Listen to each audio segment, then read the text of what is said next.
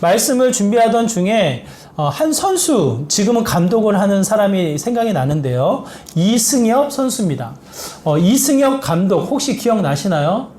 국민 선수라고 불리워질 정도로 여러 우리 사람들이 좋아하고 참 잘했다 칭찬하는 선수인 것 같아요. 제가 우리 아이들이 알까 물어봤더니 이승엽 선수, 야구 선수 이렇게 기억을 하더라고요. 뭐 다양하게 풍성하게 깊게 알지는 못하지만 이승엽 선수 감독은 알고 있는 것 같습니다. 여러분 어떻게 알고 있어요? 나름대로는 성공한 선수, 나름대로는 많은 사람들에게 사랑과 인정을 받은 선수로 우리가 기억하고 있지 않습니까? 그의 삶을 잠깐 우리가 살펴보기를 바라요.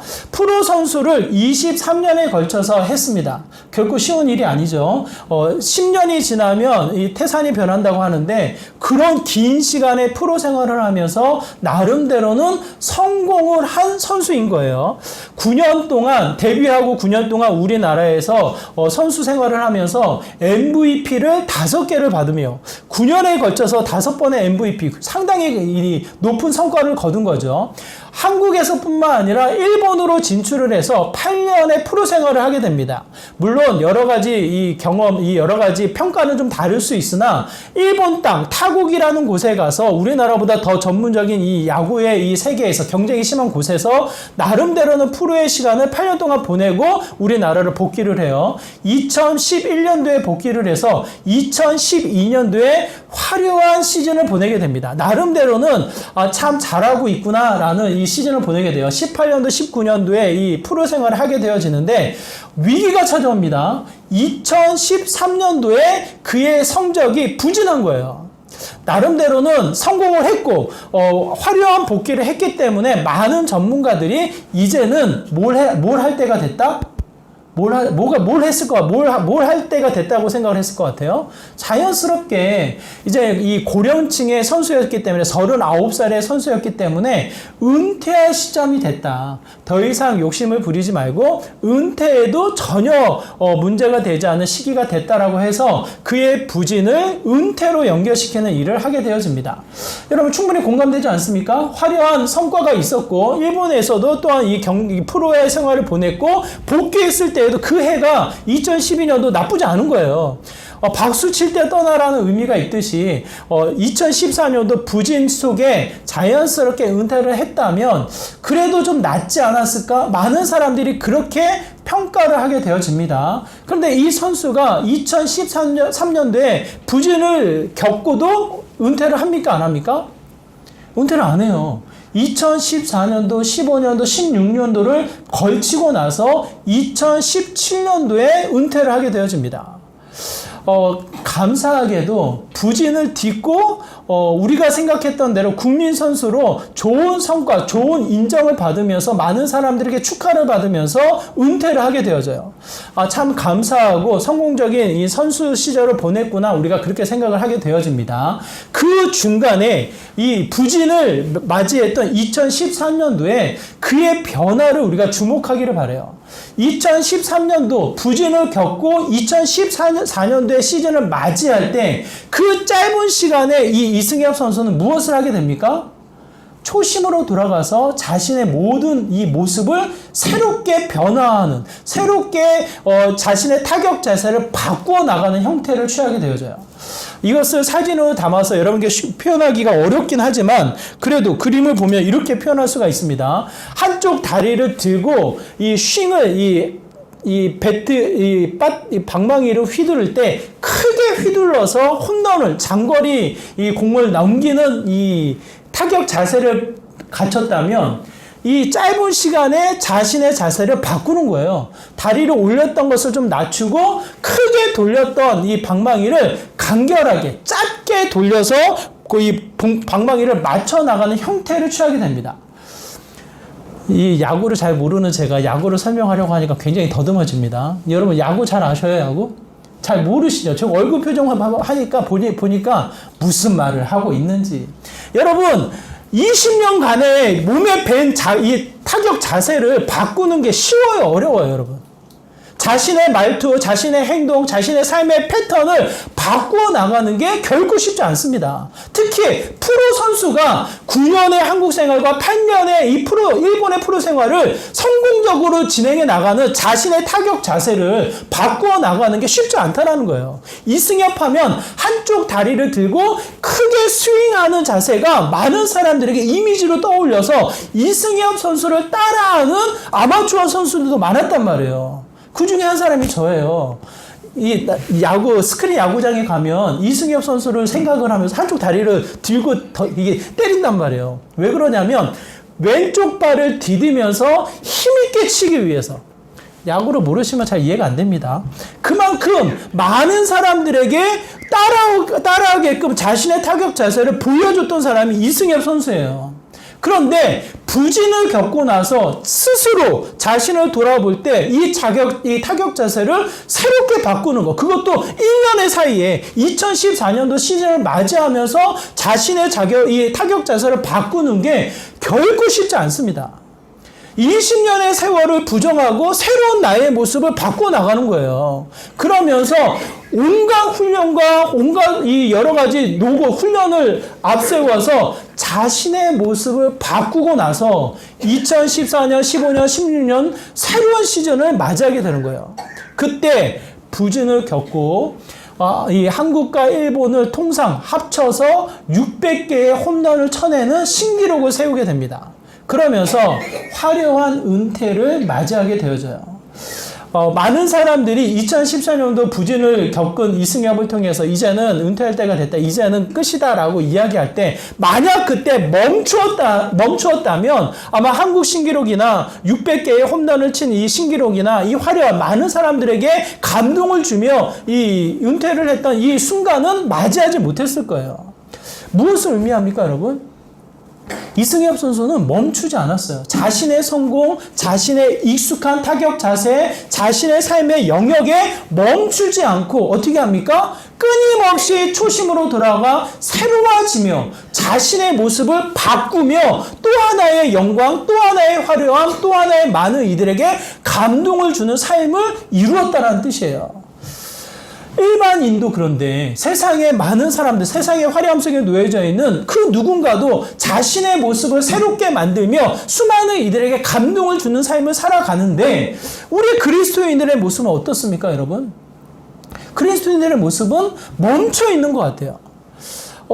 이 새로운 삶을 꿈꾸기보다는 이 삶의 안정을 추구하며 더 나아가 익숙한 공간에 멈춰져 살아가는 우리들의 모습이 아닌가라는 생각이 듭니다. 어떻게 알 수 있습니까? 여러분 한번 생각해 보세요. 늘상 예배 드릴 때 앉는 자리에 앉아요, 여러분. 다른 자리에 앉을 생각을 합니까, 안 합니까? 우리는 내심 이 자리가 내 자리야. 만약 그 내 자리에 다른 사람이 앉으면 마음이 어때요? 마음이 어때요? 아, 반갑구나. 내 자리에 누가 앉았네. 내 자리가 너무 좋은 자리인가 보다. 이런 반가움의 마음이 듭니까? 그렇지 않아요. 그냥 마음이 불편해요. 아, 내 자리인데 왜 이 사람 갑자기 여기 앉았지? 뭔가 불편한데? 이 마음이 든단 말이에요. 그 자리를 피해서 다른 자리에 앉으면 뭔가 낯설어요. 한 시간의 예배를 드리는 이 순간에도 내 자리가 있고 익숙한 공간이 있고 다른 곳에 앉으면 낯선감을 느끼는데 우리의 일상이, 우리의 삶이, 우리의 가정이, 우리의 삶의 패턴이 얼마나 익숙한 공간을 찾으며 안정된 공간을 찾아 나서는 게 우리들의 자연스러운 모습이 아니겠습니까? 새로운 것을 기대하지 않아요. 새로운 것에 대한 두려움을 가지고 머뭇거리는 게 우리들의 모습인 거예요. 하물며 오늘 본문에 나타나 있는 이 수많은 그리스도인의 흔적을 보면 익숙함 속에 자신의 전통과 습관 속에 안정감을 취해서 멈춰있는 것이 또 하나의 문제가 아닐까라는 생각을 하게 되어집니다. 예수님이 초대교회에 오셨을 때에 말씀을 이루며 하나님 말씀을 선명히 드러내며 삶을 보여주실 때 그 예수님을 부인했던 바리새인들, 이 예수님을 부인했던 대제사장들의 가장 큰 문제가 뭐라고 생각이 드십니까, 여러분? 뭐라고 생각이 드셔요? 너무나도 안타까운 것은 우리가 지금 매일 성경을 통해서 하루하루 말씀을 살피는데 예레미야서를 우리가 보게 됩니다. 예레미야서 26장에 보면 하나님이 예레미야에게 말씀을 주셔요. 그 말씀을 누구에게 전하라고 이야기합니까? 26장 2절에 보면 이렇게 기록되어져 있어요. 예루살렘 성전 뜰 앞에 서서 예루살렘 성전 뜰 앞에 서서 예루살렘 성전으로 예배하는 자들에게 그 말을 전하라는 거예요. 하나님이 누구에게 말씀을 주고 있습니까? 하나님을 모르고 있는 이방인들에게, 하나님을 부인하고 있는 수많은 세상 사람들에게 말씀을 주고 있습니까? 너무나도 안타까운 것은 하나님을 알고 하나님의 말씀을 붙잡고 하나님의 말씀에 따라 제사를 드리고 있는, 예배를 드리고 있는 자들에게 말씀을 주신다는 거예요. 예레미야 선지자를 통해서. 왜 그래요? 말씀을 알고 있지만, 말씀을 통해서 전통과 형식의 안정감을 취하고 있지만, 끊임없이 절기에 따라서 제사를 드리는 이스라엘 백성의 모습이지만 그 안에는 뭐가 없어요? 생명력이 없는 거예요. 자신을 새롭게 만드는 힘이 스스로에게 없는 거예요. 그러다 보니까 끊임없이 주님이 주신 새로운 은혜에 하나님을 알지 못하고 부인하며 하나님 말씀을 부정하며 살아가는 형태로 머뭇거리는 이스라엘 백성의 모습을 안타까워하시는 게 여호와 하나님이십니다. 하나님은 어떠한 분이십니까? 우리는 늘 익숙하고 안정감을 취해서 그냥 전통과 습관에 멈춰 있고자 하는 게 우리들의 모습이라면 하나님은 어떠한 분이셔요? 하나님은 이와 같은 분이셔요. 고린도 후서 5장 17절의 말씀 우리 같이 한번 읽어볼까요? 함께 있습니다. 고린도 후서 5장 17절 같이 있습니다. 시작. 그런즉 누구든지 그리스도 안에 있으면 새로운 피조물이라 이전 것은 지나갔으니 보라 새 것이 되었도다. 하나님이 우리로 하여금 어떻게 만드십니까? 그냥 익숙함 속에, 그냥 전통과 습관 속에 그대로의 모습으로 머물러 있어라 이렇게 말씀하셔요. 제가 전에도 말씀드렸지만 여러분, 자전거가 안정감을 취하기 위해서는 어떻게 해야 합니까? 자전거가 안정감을 취하기 위해서는 적당한 속도감이 필요한 거예요. 가만히 멈춰 있으면 자전거는 어떻게 돼요? 가만히 자전거가 멈춰 있으면 자전거는 반드시 쓰러지게 마련입니다. 두발 자전거가 안정감을 취하기 위해서는 속도감을 내어서 앞으로 움직일 때 안정감이 있는 거예요. 하나님에 대한 믿음, 하나님이 우리를 향해서 일하시는 그 하나님의 성품, 하나님의 이 습관, 하나님의 일하심의 내용은 뭡니까? 끊임없이 우리를 구원하셨고, 그것으로 끝나요? 구원하셨으므로 끝나는 하나님이 아니라 구원하셨고 끊임없이 우리의 일상, 우리의 가정, 우리의 직장, 우리의 모든 활동들을 통해서 구원을 이루시는 분이 여호와 하나님이신 거예요. 새롭게 한 하나님의 자녀가 됨과 동시에 끊임없이 우리를 어떻게 하십니까? 새롭게 하시는 분이 여호와 하나님이신 거예요. 고린도 후서 5장 17절 우리가 읽었죠. 고린도 후서 4장 16절 이렇게 고백합니다. 우리 같이 읽을게요. 시작. 그러므로 우리가 낙심하지 아니하노니 우리의 겉사람은 날과 지나 우리의 속사람은 날로 새로워지도다. 여러분, 지난 한 주를 한번 생각해 보시기 바랍니다. 지난 한 주 참 바쁘셨죠? 날씨가 흐리고 또 흐렸다가 더우면 너무 더웠다가 여러 가지 날씨 속에 여러 가지 우리의 마음도 불쾌하고 짜증감이 오르락내리락 하지 않으셨습니까? 수많은 일들이 스쳐 지나가지 않습니까? 자녀와 부모와 또 관계, 여러 가지 이웃과 수많은 관계가 스쳐 지나가지 않았습니까? 그런 관계 속에, 그런 일들 속에 여러분의 영혼은 어떻습니까? 하루하루 시간이 지나가면서 세월이 지나가면서 늙어지는 것, 주름이 늘어나고 약해지는 우리들의 모습을 통해 겉사람이 낡아지는 듯이 여겨지나 여러분의 속사람은 어떠냐고요? 여러분의 영혼은 어떠냐고요? 끊임없이 생명력을 누리며 새로워지는 은혜를 여러분 경험하셨습니까? 어떠시냐고요, 여러분? 우리의 마음이요, 우리의 모습이 둔해서요, 환경이 바뀌거나 뭔가 새로운 것이 주어지지 않으면, 인풋되지 않으면, 바깥에서부터 나에게 주어지지 않으면 스스로 새로워지기가 쉽지가 않아요. 익숙한 곳을 찾고 낯익은 것을 찾으며 어떻게 해요? 그 안에 머물고자 하는 게 우리들의 모습인 거예요. 외부에서 뭔가 환경이나 새로운 사람을 만나거나 어떠한 인풋이 주어지지 않으면 새로워지지 않는 게 우리들의 한계인 거야, 한계. 그래서 하나님이 어떻게 하십니까? 날마다 우리를 새롭게 하신다라는 이 말씀을 하시는 거예요.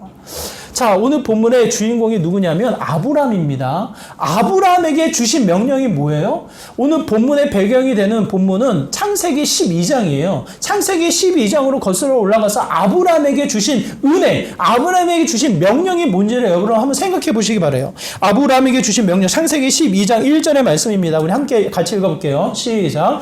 여호와께서 아브람에게 이르시되 너는 너희 고향과 친척과 아버지의 집을 떠나 내가 내게로 보여줄 땅으로 가라.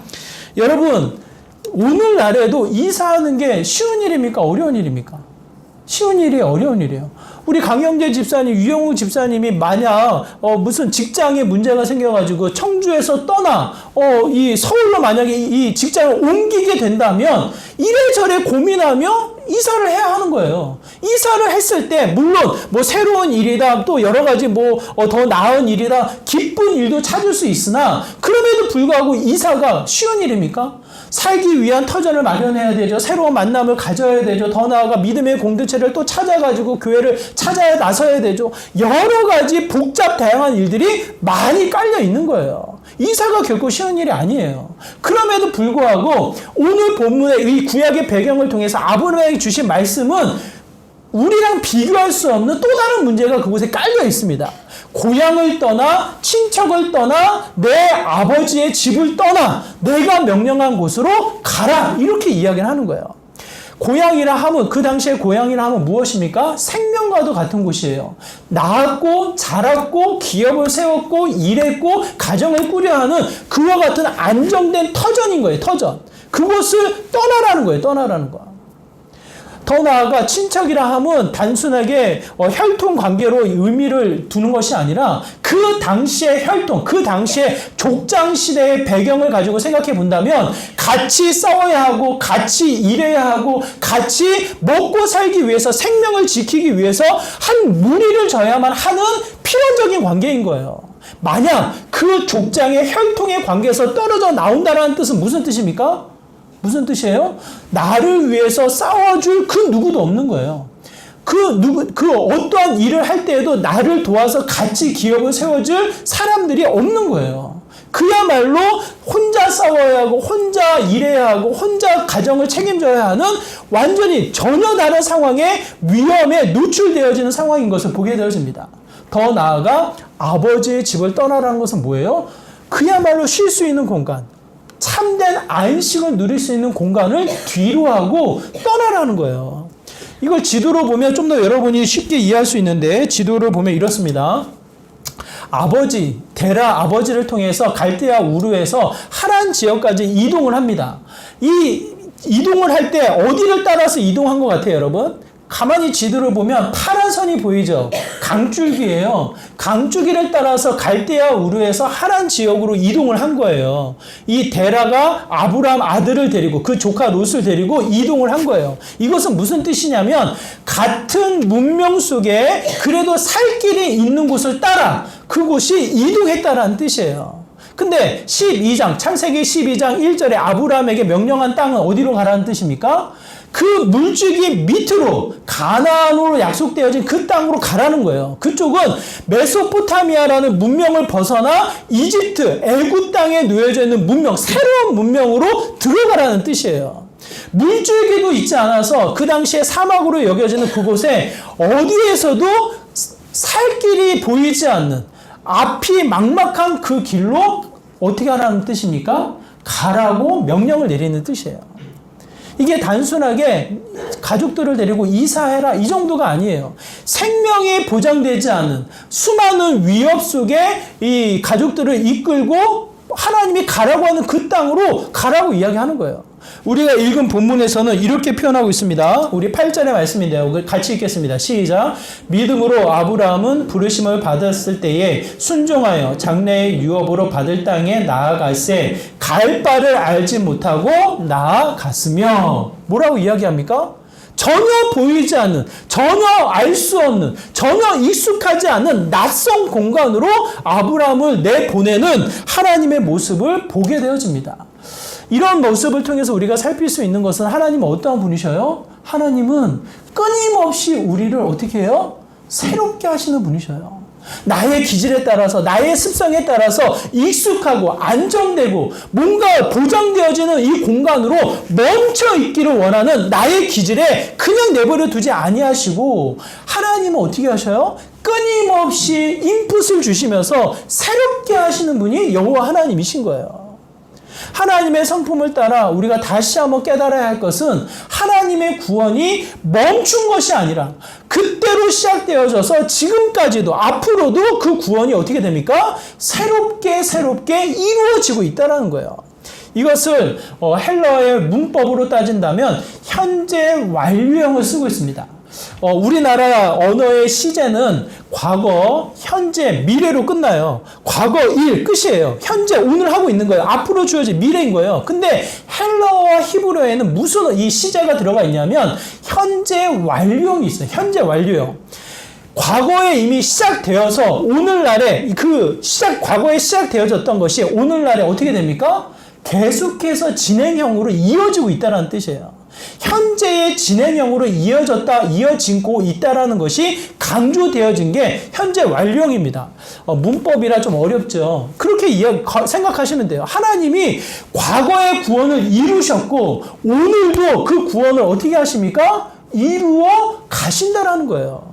교회에서만 그렇지 않은 거, 그런 것이 아니라 여러분의 일상, 여러분의 가정, 여러분의 모든 삶의 문제 속에, 여러분의 삶의 패턴 속에 하나님은 지금도 어떻게 하십니까? 살아서 그 구원을 이루시는 분이시라는 거예요. 일상의 구원을 이루신다는 거예요. 어쩌면 우리는 멈춰있고, 우리는 안주하고 싶고, 그냥 지금 익숙한 공간이 좋아서 지금이 좋사오니, 그냥 내버려 두세요. 나는 이렇게 이야기할 수 있으나, 하나님은 그렇지 않다라는 거예요. 끊임없이 하나님의 풍성함, 하나님의 새로움, 하나님의 생명력을 부어 넣으시면서 새로운 것을 우리에게 어떻게 합니까? 경험하고, 알고, 살아있게끔 우리를 이끌어 나가시는 분이 하나님이신 거예요. 아니, 하루하루가 너무 지치고 힘들고 그냥 오늘 하루 한 끼 먹는 것도 이렇게 힘이 없어가지고 입맛이 없어서 먹기 힘든데 무슨 새로움이 있겠습니까? 겉으로는 낡아지나 세월의 흐름 속에 약해져가는 것이 이 시간의 흐름 속에 진리이나, 하나님은 어떻게 하십니까? 우리의 속사람을 새롭게 하신다라는 거예요. 그 하나님의 일하심을 부인할 수가 없는, 하나님의 일하심을 인정하고 그 새로움을 덧입어 나아가는 저와 여러분의 삶의 모습이 되어지 않겠습니까? 내 기질대로만 머물러 있는 것이 아니라 하나님의 기질에 따라서 새롭게 하시는 그 은혜를 다시 한번 소망하며 내 영혼을 구원하며 새롭게 하는 일을 이루어 나가야지 않겠냐고요. 하나님이 어떻게 우리의 영혼을 구원하시며 새롭게 하십니까? 아브라함에게 하신 것과 똑같아요.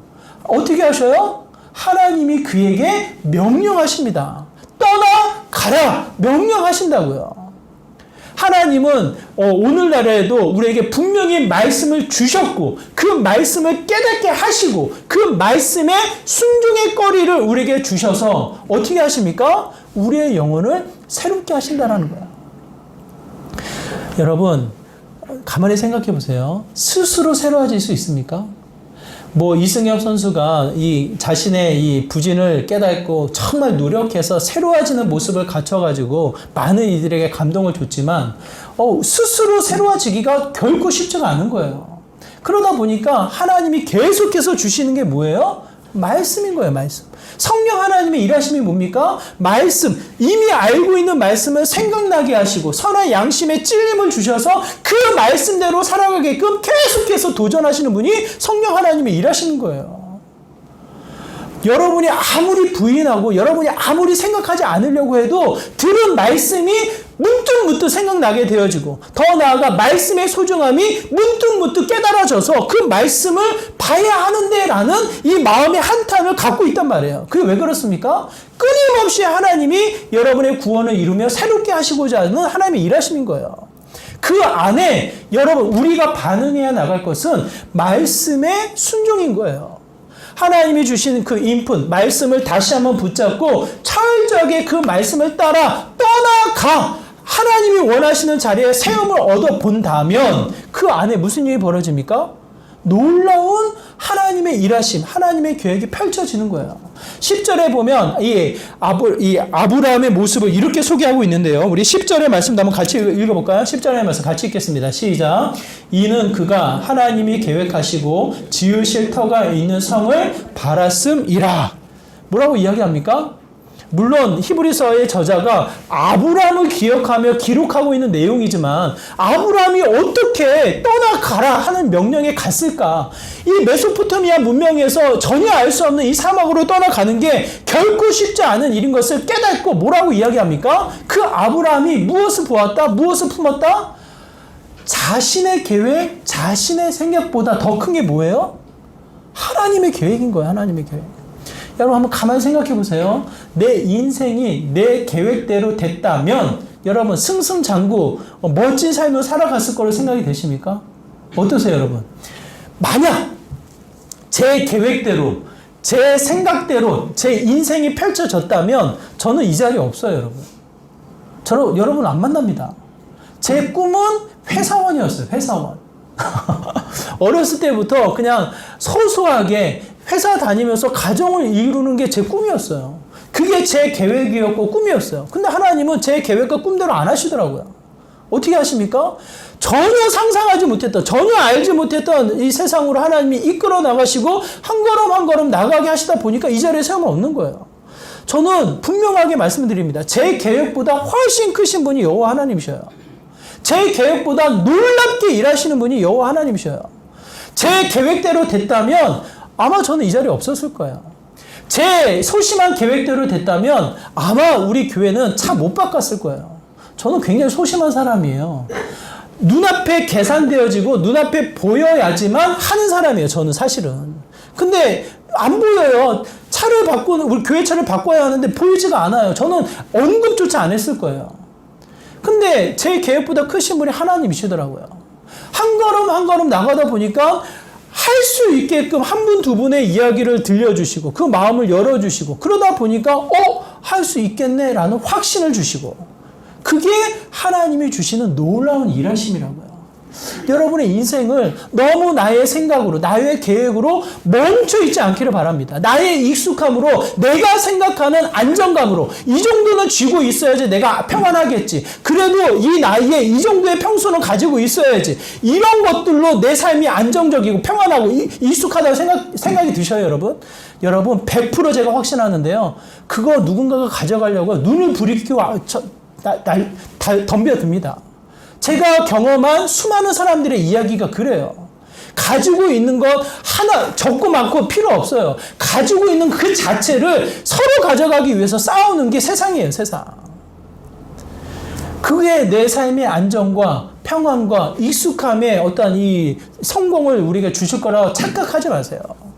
분명한 것은 하나님이 주신 말씀으로 반응해 나갈 때, 그 말씀이 순종으로 나타날 때 놀라운 역사가 펼쳐지게 되어집니다. 아브라함의 삶을 여러분 잘 생각해 보세요. 아브라함이 하나님의 말씀을 따라 가라 했을 때, 갔을 때에 그의 삶은 무슨 형태로 나타나냐면 세상의 것을 쥐지 않습니다, 여러분. 철저하게 세상의 것을 내려놓고 양보하고 무엇을 잡습니까? 하나님이 주신 약속을 잡아요. 이 아브라함이 함께했던 롯이 시간이 지나다 보니까 이 가지고 있는 가축, 가지고 있는 하인들이 늘어나게 되거든요. 이게 늘어나다 보니까 이동을 할 때나 같이 먹고 일을 할 때나 부딪히면서 싸움이 잦아져요. 그러니까 아브라함이 이야기합니다. 이제는 너무 서로가 부유해졌다. 이제 나눠지자. 롯을 보내는, 조카 롯을 보내는 일을 합니다. 그때 아브라함이 뭐라고 고백을 합니까? 나는 이 기름진 땅을 가질 테니까 너는 저쪽 구석으로 가라. 이렇게 이야기를 하나요? 아브라함은 어떻게 해요? 떠나가라! 하나님의 말씀에 순종했던 아브라함은 자신의 일상을 통해서도 분명히 이야기를 합니다. 뭐라고 이야기해요? 창세기 13장 9절의 말씀이에요. 같이 있습니다. 시작. 내 앞에 온 땅이 있지 아니하냐? 나를 떠나가라. 네가 좌하면 나는 우하고 네가 우하면 나는 좌하리라. 뭐라고 이야기합니까? 조카 롯에게 이야기하는 거예요. 네가 가고 싶은 대로 가라. 네가 좌하면 나는 반대 우로 갈 것이고 네가 우하면 나는 좌를 갈 것이다. 아브라함이 자신감이 넘쳐서 나는 어디로 가든지 성공할 수 있어. 걱정하지 말고 네가 먼저 선택해. 이런 교만한 마음이 가득했습니까? 아브라함의 마음을 여러분 한번 생각해 보세요. 왜 아브라함이 이렇게 이야기합니까? 좌로 가면 우로 갈 것이고 우로 가면 좌로 갈 것이다. 왜 그래요? 아브라함은 철저하게 세상의 것을 취하지 않아요.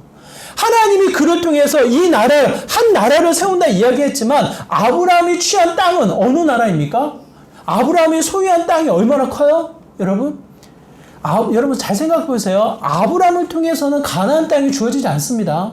약속만 주어졌지 가나안 땅이 성취가 되지 않아요.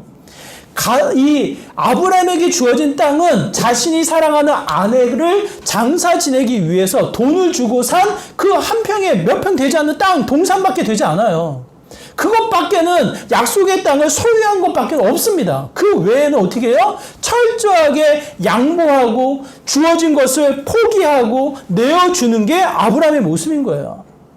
여러분 한번 생각해 보세요. 아무리 세상의 것을 주려고 노력해 보십시오. 세상을 따라가 보십시오. 나는 많은 돈을 벌 거야. 이 두 손에 아무리 많은 돈을 쥐어 쌓으려고 노력해 보십시오. 그게 잡힙니까? 여러분의 경험을 통해서 그게 잡히던가요? 어때요, 여러분? 너무나도 잡으려고 하면 어떻게 돼요? 도망가요. 어디로 새버려요. 그냥 찾아오는 것은 낙심이고 좌절이고 왜 우리는 하나님 믿는데 이거밖에 안 되나라는 이 불평의 요소밖에 생기지가 않아요. 왜? 잡히지가 않으니까. 하나님은 분명히 말씀하십니다. 하나님의 기업을 주겠노라 약속은 하시지만 이 땅의 유업이 가득할 것이다라는 선명한 이 메시지는 나타나지 않아요. 아브라함은 나그네에 불과해요. 자신을 가리켜서 나그네에 불과할 뿐 철저하게 뭡니까? 세상의 것을 취하는 조카 롯에게 좌로 가면 우할 것이고 우하면 좌할 것이다라고 이야기를 합니다. 그런 아브라함에게 하나님이 뭐라고 말씀하셔요? 동서남북을 봐라. 동서남북 네가 바라보고 있는 모든 땅이 너의 것이 될 것이다라는 큰 메시지를 주신다라는 거예요. 아브라함의 생애에 땅이 소유로 땅이 이 손아귀에 쥐어지진 않았지만 오히려 하나님을 통해서 뭡니까? 더 큰 계획과 더 큰 성이 그에게 주어지는 것을 보게 되어집니다.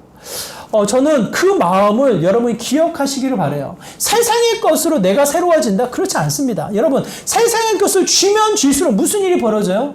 무슨 일이 벌어집니까? 예? 두려움과 다툼과 싸움밖에 없어요, 여러분. 세상의 이 뉴스, 미디어를 통해서 들려오는 싸움과 전쟁이 결국은 뭐 때문에 싸웁니까? 많은 것을 가지기 위해서 싸우는 거잖아요. 자신의 것을 포기하지 않기 위해서 싸우는 거잖아요. 그 전쟁과 다툼은 그거밖에 없어요, 여러분. 근데 아브라함은 싸움을 하지 않습니다. 자신이 판 우물을 누가 빼앗으려고 하면 그냥 내줘버려요. 다른 데로 가버려요. 왜 그렇습니까? 전쟁을 못했어요. 롯이 잡혀갔을 때에 이 아브라함이 쫓아가서 그 롯을 구해내는 일을 합니다. 그만큼 군사력과 전략과 힘이 있던 자가 아브라함이에요. 그럼에도 불구하고 세상의 전쟁, 세상의 싸움 앞에서는 모든 것을 내어놓습니다. 왜 그래요? 하나님의 계획을 알고 있기 때문에. 세상의 것이 다가 아님을 분명히 알고 있기 때문에. 저는 저와 여러분이 그 진리를 알아 날마다 새로워지는 은혜를 누리는 믿음의 삶이 되기를 간절히 소망합니다. 하나님의 말씀이 우리를 새롭게 합니다. 세상의 것을 놓고 하나님의 것을 취했을 때에 우리가 어떻게 됩니까? 새로워지는 거예요. 예전의 모습을 버리고 하나님의 신령한 모습을 붙잡았을 때에 하나둘씩 그 은혜를 따먹는 은혜로 새로워지는 거예요. 그게 이 하나님이 주신 믿음의 신비입니다. 믿음의 신비. 세상의 것에 있지가 않아요. 우리 아이들 꿈이 뭐야? 소망이 뭐야? 우리 지난주에도 우리 아이들에게 막 꿈과 소망을 이야기하면서 아이들에게 물어봤더니 우리 소년부, 이 초등학교 아이들이 하는 말, 돈 많이 벌고 싶어요. 돈 많이 벌고 싶어요. 그렇게 이야기를 한다는 거예요. 여러분, 그 아이들의 부모가 너는 돈 많이 벌어야 돼. 넌 돈밖에 없어. 그렇게 가르쳤을까요, 여러분? 한번 생각해 보세요. 우리 교회에 다니는 그 부모님들이 돈이 최고야. 돈을 많이 벌어야 돼. 돈 많이 가져야 돼. 그렇게 가르쳤겠냐고요. 그렇지 않아요. 그렇게 가르치지도 않았고 그렇게 부족함을 느끼지 못하게끔 잘 양육하고 키우셨을 거예요. 제가 지켜봤을 땐 그래요. 어떻게 해서든지 나는 안 먹더라도 우리 자녀들을 먹이면서 부족함을 못 느끼게끔 잘 키웠을 거예요. 근데 왜 아이들이 돈 합니까? 왜 그래요? 이미 세상이 그렇게 바뀌어졌어요. 학교에 가나 미디어를 통해서 보나 여러 가지 영상물을 통해서 이 아이들이 접하는 것은 돈이 있어야 된다는 거예요. 돈이. 세상이 그래요. 세상이. 그 돈이 그 아이들에게 주어진다 한들 그 아이들이 행복하겠습니까? 그 아이들이 이 세상의 소유를 통해서 새로워지는 은혜를 누리겠습니까, 여러분? 우리가 비춰지고 있는 수많은 연예인들, 수많은 이 미디어에 비춰져 있는 모습들이 병들어가고 있는 모습이잖아요. 아무리 소유가 많다 한들 행복하지 않은 모습이잖아요. 병들어가 있는 여러 가지 모습들이 비춰지게 되잖아요. 그 삶을 우리 아이들이 살아가게끔 그냥 내버려 두겠냐고요, 여러분. 여러분, 우리들부터 바뀌어야 됩니다. 우리들부터 새로워지는 구원을 매일매일 누려나가는 믿음의 삶이 되어야 합니다. 그게 뭡니까? 오늘 보면 10절의 말씀 다시 한번 읽어볼까요? 10절의 말씀 이렇게 기록되어 있습니다. 같이 있습니다. 시작. 이는 그가 하나님이 계획하시고 지으실 터가 있는 성을 바랐음이라. 여러분, 아브라함이 성을 지었습니까? 눈부신 성을 지었습니까? 그 당대에 많은 이들에게 영향력을 줄 만한 이 성을 지었습니까? 제가 말씀드렸잖아요. 나그네였다고. 아브라함은 본인이 소유한 땅이 없었다고. 그냥 여기저기 쫓겨다니는 그런 신세였다고. 무슨 성을 짓습니까? 그럼에도 불구하고 아브라함을 통해서 평가하고 있는 히브리서는 뭐라고 이야기해요? 그 아브라함이 하나님이 지으신 성을 바라보았노라고. 하나님이 지으시는 그 성을 바라보며 주님이 주신 말씀에 순종하며 나아갔을 때에 그 이름이 어떻게 살아있습니까? 전 세계에 아브라함이라는 이름이 전 세계에 영향을 주며 큰 민족을 이루고 더 나아가 믿음의 선한 영향력을 펼쳐지는 믿음의 조상이 되었음을 이야기를 합니다. 우리도 그 아브라함을 기억하며 그 믿음을 주목해 나가는 형태를 보고 있는 거예요. 세상의 소유, 세상의 명예, 세상의 성은 나타나 있지 않지만 그가 하나님의 말씀을 통해서 순종하며 그가 세상의 것을 내려놓고 철저하게 하나님이 지으시는 그 성을 붙잡고 나아갔을 때에 선한 영향력으로 새로워지는 그 아브라함을 통해 지금도 그의 이름이 불려지며 그의 믿음의 영향력을 우리가 받고 있다는 거예요. 여러분은 누구의 모습을 통해서 살아가기 원하십니까? 그냥 세상에 여러 가지 새로운 시계, 새로운 집, 새로운 차를 사면서 내 겉의 모습을 새롭게 꾸며나가는 형태를 살기를 원하십니까? 아니면 겉사람은 낡아질지언정 우리의 속사람이 새로워지며 하나님이 주신 새로운 이 구원을 이루어 나가는 믿음의 삶을 살기를 원하십니까? 구원은요, 죽어서 천국 가는 게 아니에요, 여러분. 이미 예수 그리스도를 통해서 구원받은 주의 거룩한 자녀들이 매 순간순간마다 구원을 받으며 거룩한 삶, 거룩한 새 생명을 누려나가는 믿음의 삶을 살아가는 게 구원입니다. 일상에서부터의 구원을 이루신다는 거예요. 여러분이 살아가고 있는 가정, 여러분이 활동하고 있는 모든 활동들 속에 하나님은 지금도 어떻게 하셔요? 새롭게 하시느니라. 날마다 그 구원을 이루며 새롭게 하시느니라 말씀하신다라는 거예요. 저는 그 신비를 포기하지 않기를 원합니다. 아브라함처럼 말씀의 순종을 통해 더 나아가 하나님의 신령한 성을 다시 한번 소망하며 여러분 세상의 것 좀 놓아놓으세요. 세상의 것 쥐느냐가 얼마나 힘듭니까? 우리 용재 집사님 애가 태어나가지고 신비롭잖아요. 한번 아기를 상상해 보세요. 그 꼬맹이가 얼마나 이 손을 꼭 쥐고 있습니까? 예? 뭘 이렇게 쥐려고 조그만 손으로 이게 손을 꼭 쥐고 있냐고요. 재미삼아 그 아이의 주먹을 이렇게 펴내려가면 힘을 제법 줘요. 그렇죠? 꼭 쥐고 있단 말이야. 그렇게 바둥바둥 여러분 세상을 살아보십시오. 결국 지치는 것은 우리들밖에 없어요. 내 영혼밖에 없어요. 그러면서 우리가 늘 한탄스럽게 이야기하죠. 하나님 왜 나만 이렇습니까? 하나님은 우리를 늘 새롭게 하시는 데 목적이 있어요. 하나님은 세상 사람들에게 관심 없습니다. 하나님의 관심은 누구예요? 누굽니까? 나예요, 나. 나예요, 나. 나에 대해서 관심이 있어서 늘 나를 새롭게 하시는데 하나님의 주된 목적인 거예요. 그 안에 끊임없이 우리에게 말씀하시고 내려놓을 것을 가르쳐 주시며 붙잡아야 될 하나님 나라의 거룩한 성을 우리에게 보여주십니다. 그 은혜를 그대로 붙잡고 살아가 보세요. 그 자리가 하나님이 동서남북으로 보여준 땅, 하나님이 확장하시는 생명력, 하나님의 영향력이 펼쳐져 나갈 것을 우리에게 말씀하신다는 거예요. 제가 전에도 말씀드렸지만 BMR이라고 은퇴하신 분들이 이제 후반기 인생, 전반기 정말 가정을 위해서, 사회를 위해서, 직장을 위해서 열심히 살아간 분들이 이제 후반기 인생을 어떻게 살아갈까 고민하는 분들을 모아놓고 훈련을 합니다. 전반기는 그렇게 살았다면 남은 인생을 좀 보람과 가치로 살아봅시다. 어떻게 해요? 하나님의 말씀을 우선해서 철저히 세상의 것을 취하는 것이 아니라 하나님의 것을 취하며 이제는 뭐 좀 넉넉히 내어주는 삶으로 살아봅시다. 이런 훈련을 합니다. BMR 지금도 하고 있어요. 훈련. 그 훈련을 통해서 보는 것 뭡니까? 각지로 흩어져요. 캄보디아, 미얀마, 라오스 각지로 흩어지는 모습을 보게 돼요. 여러분 그분 연세가 빨리 은퇴하신 분들은 50대 후반이지만 제대로 은퇴하신 분들은 60대 중반, 70대 초반에 계신 분들이 계신 거예요. 그분들이 자신의 삶의 공간, 익숙함을 떠나 새로운 곳을 찾아가시는 거예요. 왜 그렇습니까? 훈련을 받아보니 하나님의 뜻이 그게 아니거든요. 하나님 주신 말씀이 그냥 내 집에서 우리 가족들과 함께 먹고 잘 살면서 마지막 노후를 잘 보내자 이렇게 이야기 안 하시거든요. 하나님이 주신 새로운 비전을 가지고 새롭게 떠납니다. 라오스, 캄보디아, 이 미얀마 이런 정말 알지 못하는 곳을 떠나게 되어져요. 얼마나 두렵습니까? 그분 기분 좋게 간다 결정하셨을까요? 엄청 고민해서 결정하시는 거예요. 해외로 못 가시는 분들은 외국인 근로자들을 만나겠노라고 안산 지역으로 이태원으로 가셔요. 그곳에 가셔서 한글도 가르치시고 이곳에서 받아온 헌옷을 그곳에 가서 나눠주시고 이곳에 받아온 이 식재료를 가지고 요리를 하셔가지고 그곳에 가서 또 먹이시고 온갖 일을 다 하셔요. 그걸 누가 시킵니까? 강요합니까? 이거 하라고?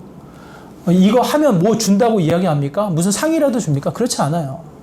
보람과 가치의 삶으로 바뀌어지는 거예요. 그러면서 제일 큰 은혜를 받은 사람은 누굴까요, 여러분? 그것을 받아먹는 사람들일까요, 여러분? 그것의 혜택을 보는 외국인 근로자들일까요? 현지 사람들일까요? 여러분, 그렇지 않아요. 그 일에 참여하고 그 일을 지금 새롭게 하고 있는 자신들이 새로운 은혜를 누린다라는 거예요. 왜? 하나님 말씀을 통해서 내려놓고 붙잡고 하나님의 것을 넉넉히 나누다 보니까 이게 다르다라는 거예요. 예전에 이것을 모르고 살아왔던 게 후회가 될 정도로 하나님의 그 가치가 너무 크다는 것을 이야기를 합니다. 그게 BMR이에요, BMR. 여러분, 하나님은 지금도 이러십니다. 하나님은 지금도 나를 새롭게 하십니다. 여러분의 가정, 여러분의 삶을 통해서 하나님은 지금도 생명력을 나누어 가기를 기대하십니다. 여러분의 익숙함, 여러분의 이 안정되어진 삶의 공간에서 한 걸음만 떼서 하나님의 말씀으로 하나님이 원하시는 신령한 성을 찾아서 한 걸음만 더 찾아 나서는 삶의 모습이 되기를 다시 한번 부탁을 드려요. 내가 쥐고 있는 세상의 것, 이거 없으면 안 될 것 같은데 그걸 내려놓으시고 그러다 보면 하나님이 계획하시고 하나님이 이루시는 구원의 역사를 경험하게 되어집니다. 그게 내가 알 수 없는 후반기 인생인 거예요. 저와 여러분이 그 삶의 가치를 깨달아 매일매일 우리의 일상을 통해 구원을 이루어 나가는 믿음의 귀한 삶이 되기를 부탁을 드립니다. 내 스스로 안 됩니다. 말씀의 순종을 통해 하나님의 이 거룩한 성을 소망함으로 세상의 것을 내려놓았을 때에 또 한 번 이루어질 가능성을 우리가 갖게 되어져요. 우리의 삶, 다시 한번 우리의 일상을 통해 구원을 이루시는 하나님의 놀라운 역사가 우리의 삶 가운데 펼쳐져 나가시기를 주님의 이름으로 축원합니다. 우리 말씀을 기억하시면서 함께 기도하기 원하는데요. 우리의 일상이 익숙함과 안정과 평안으로 나태함과 이 타성으로 멈춰있지 않기를 소망합니다. 깨어나게 하여 주시고 날마다 새롭게 하시는 그 하나님의 은혜 앞에 말씀의 순종으로 하나님 성을 소망하며 다시 한번 이 세상의 것을 내려놓음으로 새롭게 하여 주시고 하나님의 구원을 이루어 나가는 믿음의 귀한 삶이 되게 하여 주시옵소서라고 나의 일상을 두고 이 시간 간절한 마음으로 함께 기도하며 나오도록 하겠습니다. 기도합니다. 하나님 아버지, 이 시간 간절한 마음으로 기도합니다. 우리의 일상이, 우리의 가정이, 우리의 삶의 형태가 타성에 젖어 멈춰 있지 않기를 소망합니다. 전통과 습관에 스스로 안주하며 멈춰 있지 않기를 소망합니다. 늘상 날마다 새롭게 하시는 그 하나님의 은혜 앞에 말씀을 붙잡고 하나님의 뜻, 하나님의 계획을 이루며 다시 한번 전진해 나아가는 믿음의 귀한 삶이 되기를 소망합니다. 세상의 것을 내어놓게 하여 주시고 주님의 것을 붙잡게 하여 주시고 날마다 새롭게 하시는 은혜, 일상을 통해 구원하시는 하나님의 역사를 경험케 하여 주시고 주님 앞에 달려나가는 믿음의 귀한 삶이 되게 하여 주시옵소서. 우리의 일상을 새롭게 하여 주시고 우리의 이 가정을 다시 한번 구원하여 주시고 하나님의 일하심 속에 머무르는 믿음의 복된 삶 되게 하여 주시옵소서. 주님.